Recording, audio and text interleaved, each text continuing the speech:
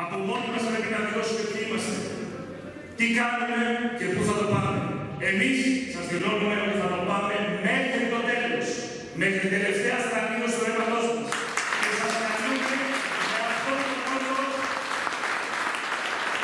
να συνταχθείτε μαζί μας σε αυτόν τον ιερό σκοπό απελευθέρωσης της Ελλάδος και καθήλυσης του ελληνισμού για όλο το ανθρώπινο γένος.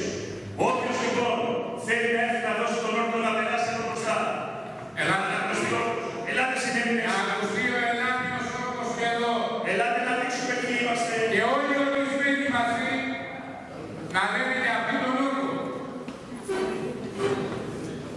Τα χέρια δεν χρειάζεται να είναι σταυρωμένα, τα αφήνουμε κάτω. Διαβάζουμε τον όρκο και δράση να αναβάλουμε όλοι μαζί. Θα παρακαλούσα, εκτός αν υπάρχει πρόβλημα υγείας, να σηκωθούμε όλοι όρθιοι για σεβασμό στη στιγμή. Είναι πολύ σημαντική στιγμή να θυμόσαστε πάντα να περιλαμβάνετε στο σπίτι σας ότι γράφουμε ιστορία. Και την ιστορία πρέπει να τη γράψουμε με χρυσάγραμμα αυτή τη φορά και όχι τα μάτια. Είμαστε έτοιμοι. Ωραία. Επαναλαμβάνετε μετά από φράση διαβάζω εγώ. Στη συνέχεια πίνουμε το νερό και δίνουμε το όνομα και το τηλέφωνό μας για να μπορούμε να είμαστε όλοι σε επικοινωνία. Ξεκινάει η δημοσία. Τάσσομαι και αφοσιώνομαι.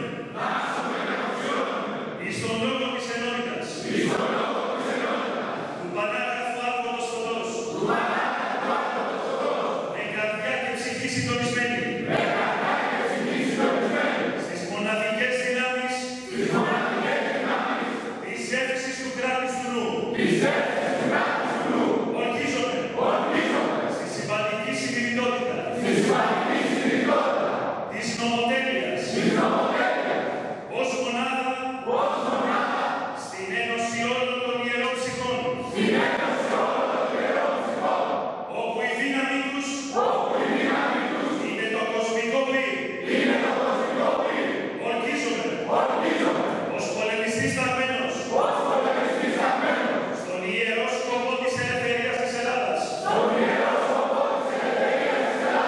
του ελληνισμού και της ελληνικότητας, απανταχού της γέας,